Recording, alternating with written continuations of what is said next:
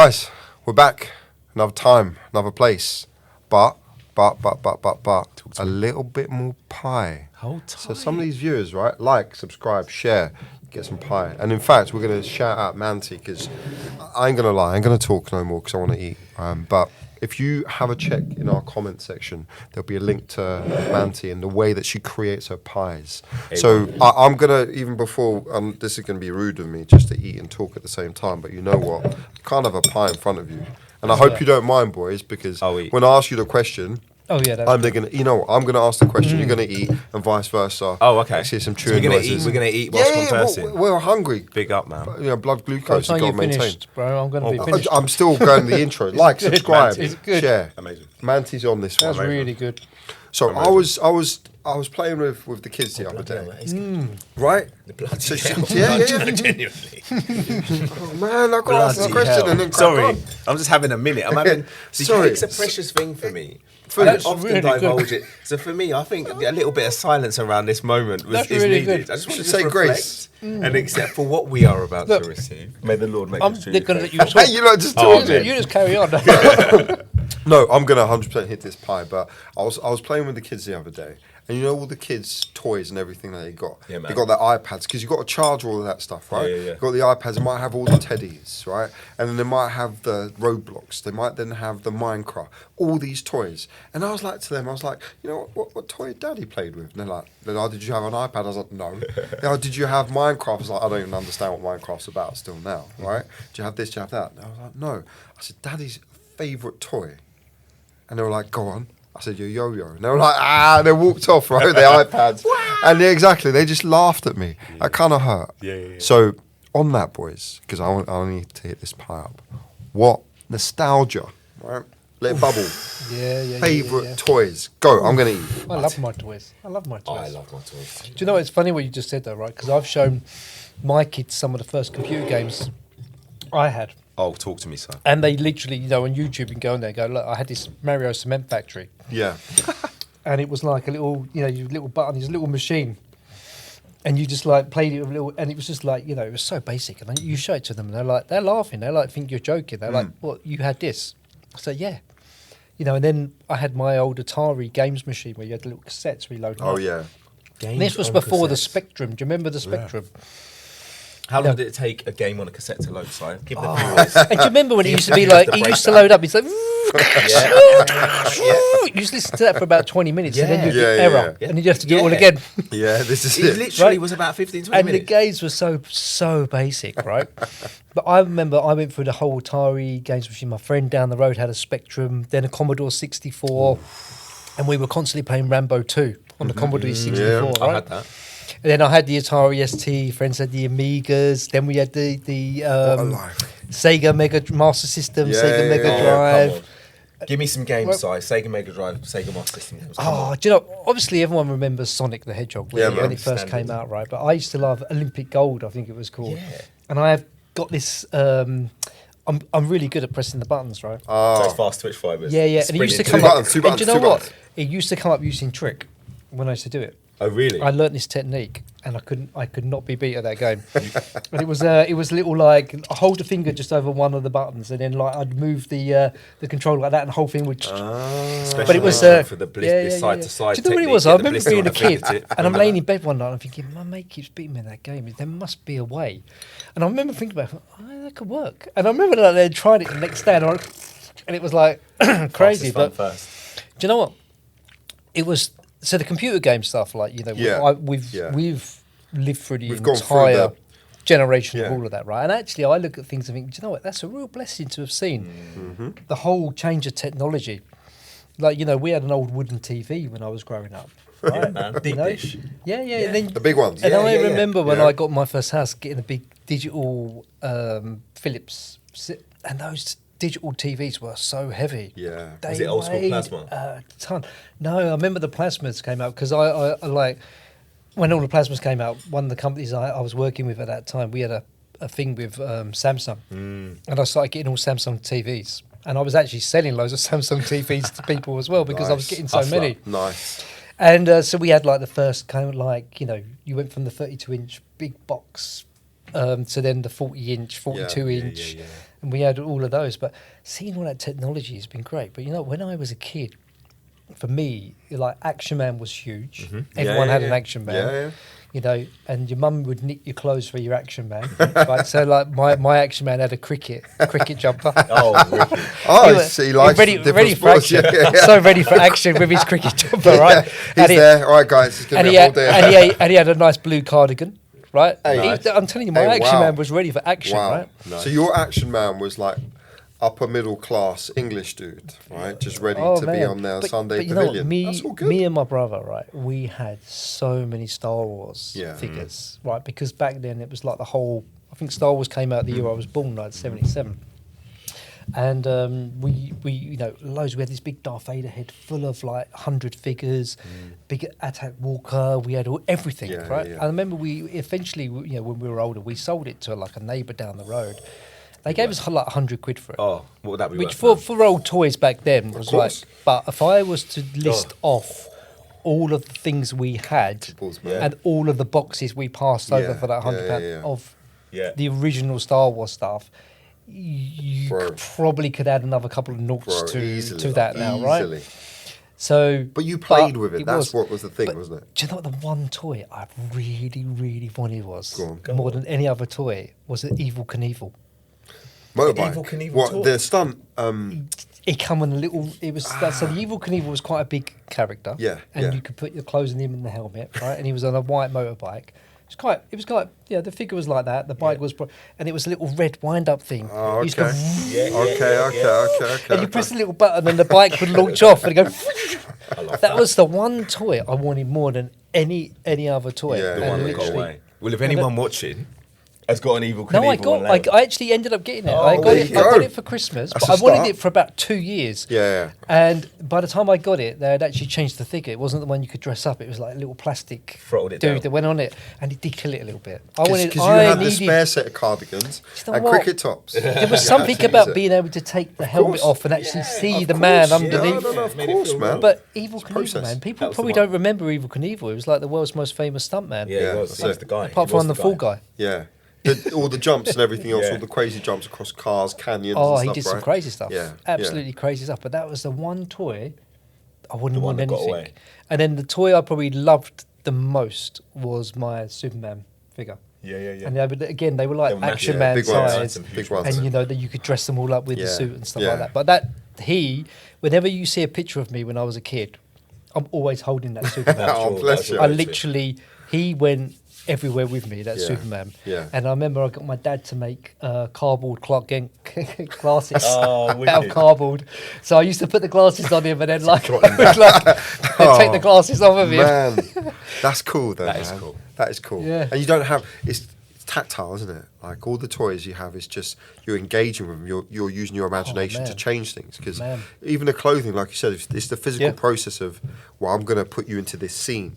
Like actually, Superman is going to fight Action Man, and then Action Man and Stretch Armstrong, and then Evil Knievel is going to come in his bike. You do that stuff, I spent hours in my bedroom as a kid with all my figures. Yeah, man. Right?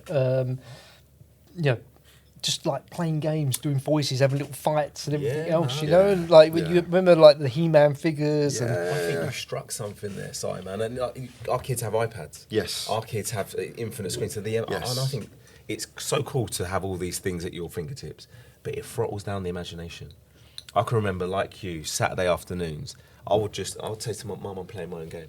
Bedroom door shuts, and I am in my own world. And you couldn't tell me that I wasn't on the Starship Enterprise. Of course. You couldn't tell me. Big up Jean-Luc Picard. We had no choice but to engage that imagination. And even when, think about those Commodore 64 games, even as kind of recent as that, they were crap. They were so basic. Graphics they were so rubbish. basic. Dreadful. So when you look back at them, even like 90s arcade machines, which were the holy grail at the time, your brain was filling in quite a few blanks there. Because what you're actually seeing and what you're receiving weren't the same thing. No. I think that's the beauty of being a kid that grew up in the 80s, kind of 70s through 80s, 90s. We kind of engage that imagination. For me, man, I think the 80s, as we've all lamented on, was a time when men were men. That's a cool thing, right? Best Look at all time. the action heroes. Yeah. Look at all the crop cool tops about up here. Yeah, this is it. Men, Nothing men wrong, were guys, men. if you want to wear that. But there was a lot of We're belly tops supporting and hair nothing wrong gel. with that. But it was cool. Short shorts as Men were well. men. Yeah. Showing those Those quads. really, really short Regular, shorts. no problems. Pop out Edmund and Green, you know, could do that. This is it. But just like men were men, toys were toys. Yeah. And I think the holy grail 80s toy, the creme de la creme, was the Transformer action figure. Special shout out to 80s Transformers. Now, and I say that to say this. So I've got 2 boys, 2 girls. Yeah. So I have coerced and corrupted my boys into basically liking the same stuff. So superheroes and Transformers. Nothing wrong with that. And as soon as they are of age to kind of not get excruciatingly frustrated with the fact you can't actually transform these things, I'll encourage them to go and buy Transformers. Yeah. And the thing that always strikes me is whenever we unbox a new Transformer, I mean, they look good. And they've got a little bit more texture and they've got a bit more shading on them. And as a figurine, it looks good. But when you get it in your hand, it ain't the same thing.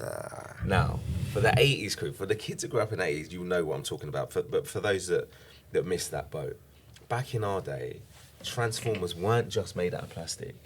There was a lot of metal in there. It was metal, man. yeah. If you had a punch up with your brother and your little brother launched a Transformer across the bedroom and it hit you in the head, bro, you're going to A&E. Like it was. They were like bricks. Yeah, weapon. 80s Transformers were made of metal, and there was something super satisfying about grabbing that cold figure with the plastic end bits and kind of posing it and transforming it, and it looking exactly like the thing that you saw on the screen. Yeah. That was just, it was like that magic, it was like voodoo in your hands. And that's something that I'll never forget. And recently, I don't know if anyone's ever been, but have you been to Battersea Power Station recently? Have you been into the Transformer shop in Battersea? Transformer shop? No. There's a Transformer shop. So anyone watching, if you haven't been, go to, particularly guys that grew up in our era, go to Battersea Power Station. There's a Transformer shop in there, and they've got these figures. And now there's a Megatron in there. I asked the lady how much it costs. It's about 1,600 quid. Megatron. I've got the video. I'll share it. I'll share the link to the video, perhaps in the conversation point of this.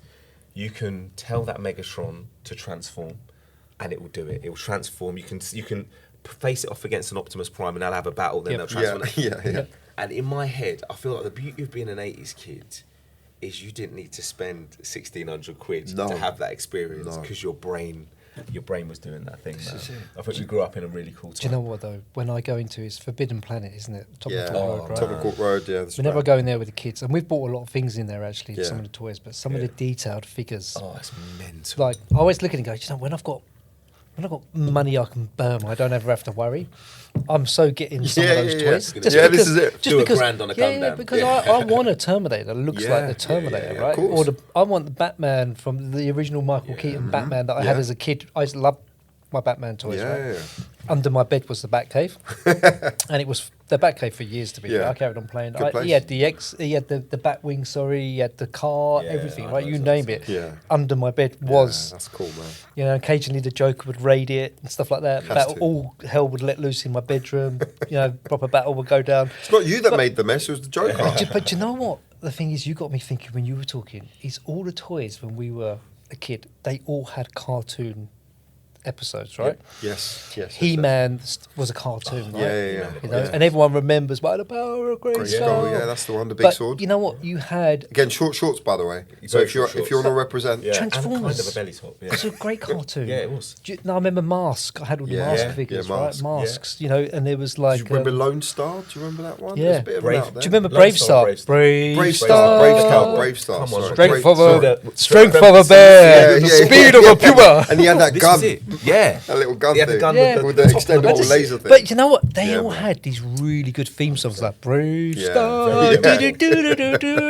See, I actually been on YouTube with the kids and I watch all the retro, just literally the theme songs. Yeah. Because you remember like you got Knight Riders, Airwolf, Street Hawk, all these ones. I've got to throw one in the mix. Thundercats. Thundercats.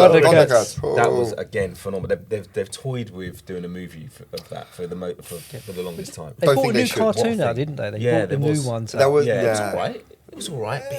No, it wasn't. It didn't capture it. Just like you said, the toys, the feel of the toy, and it's the same when they do a remake that's a bit shoddy. Yeah, it's not quite the same. And I think what you said is very relevant. Like they all had cartoons back in them, and that was a time when and we said that in a previous conversation, there are only 4, maybe 5 channels at a push. Yeah.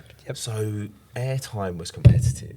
Yep. You had to have a really slick product to get that airtime. 4 channels. That's all you had back then, right? all You the didn't have kids were Cartoon watching Network and Nickelodeon. BBC, or they're watching children's ITV at a set time. So if your show's on there, you're going to get fed all the product. You're going to get the. So you had to be really, really good. And I think that cartoons were of a higher quality. Most of them. Look at Ninja. I was a Ninja Turtles guy. Nice. I remember we having relatives Which go one? over Which to one? America. Which one we going for?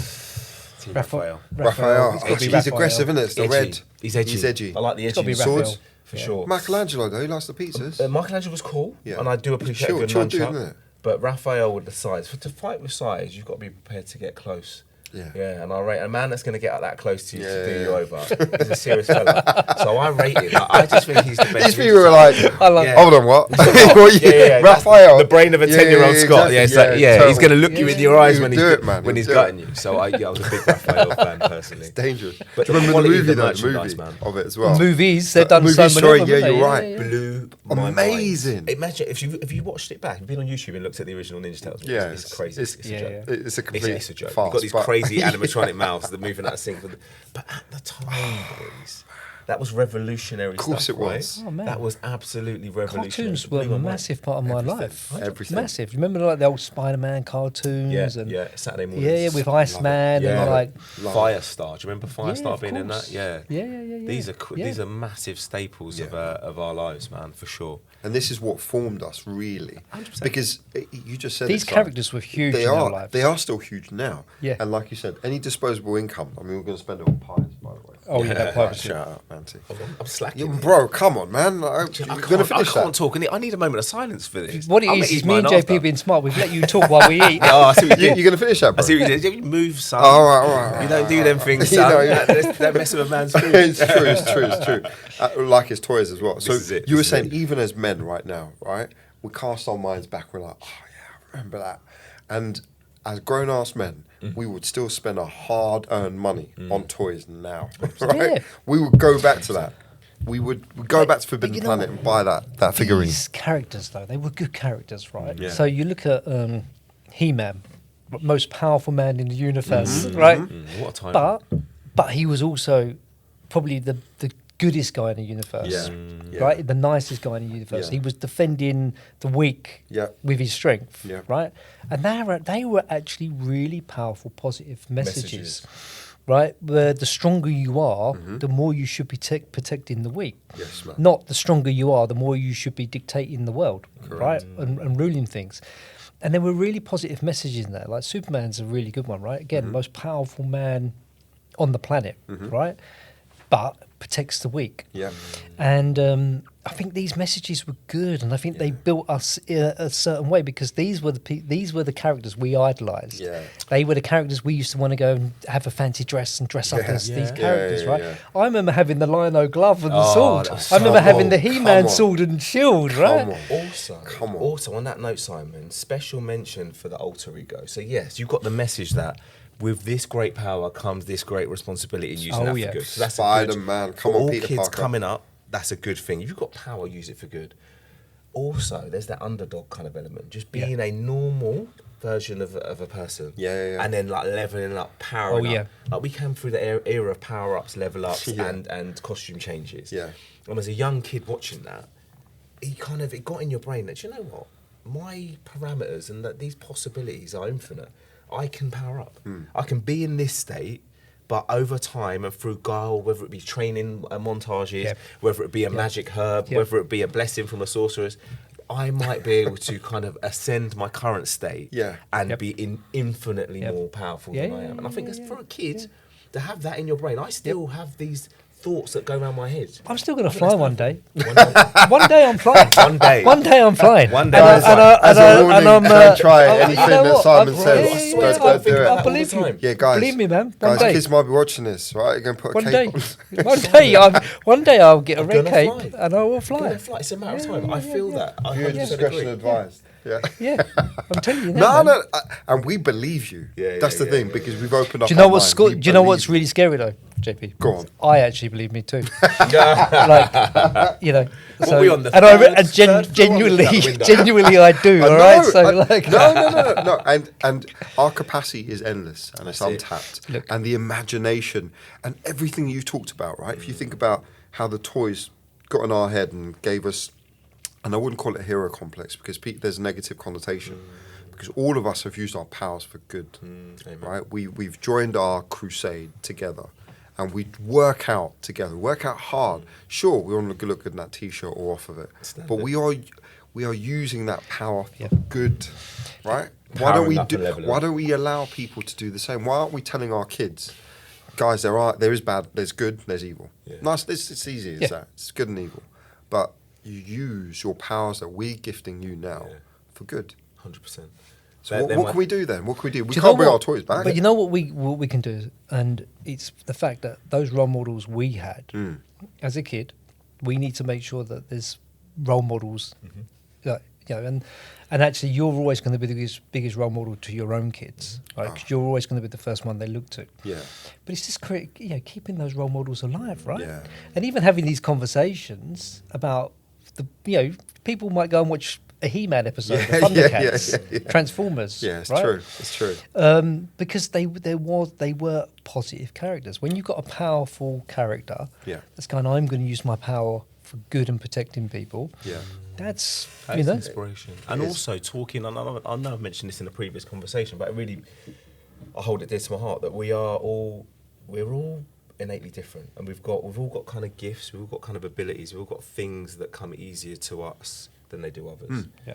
And what I speak to my kids about, and I know I've said this already, I'm going to say it again because I think it's really, really important. Whatever the thing that you have in you that comes naturally, that inspires you, that excites you, that enthuses you, do that. That's your superpower. Yeah. Do it. Do it as hard as you can. Yeah. Because that's the thing that you're supposed to do. And that's what's going to distinguish you from man. everyone else. Yeah. That's what's going to give you... We speak a lot about purpose. Yep. Life is about... it's not about money. It's not about bling. It's not about any of these things. But actually, at home, we've had money and we've not had money. But that's not intrinsically linked to our sense of satisfaction. What is purpose? Are you on a crusade?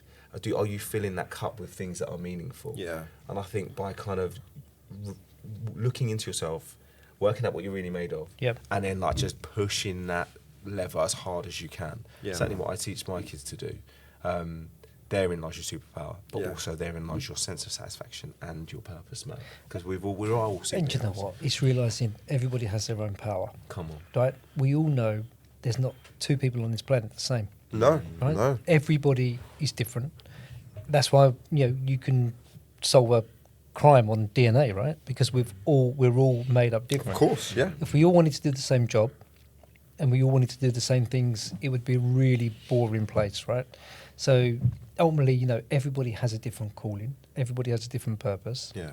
And it's learning what that is, because you'll know in your heart, right? Oh, actually, I want to do that.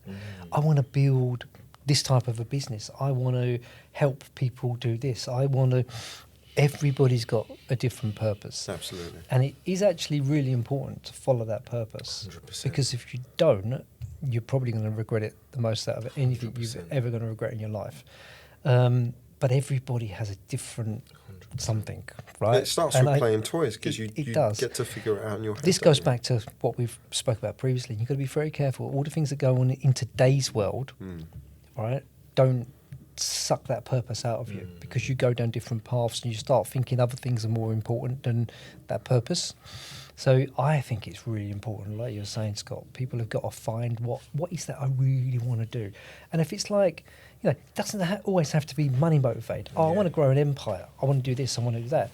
It could be the fact, actually, I just want to go and walk the wall of China. Yeah. Right? Yeah. Go and do it. I want to go and help people in this country, or I want to go and do this, or I just want to, do something silly. It doesn't have to always be about, money, and it doesn't always have to be about all of these things. It can just be completely out there for some people. In an off-camera conversation, Si, you said something that really landed, and that was as someone that's kind of been striving to kind of refine that purpose.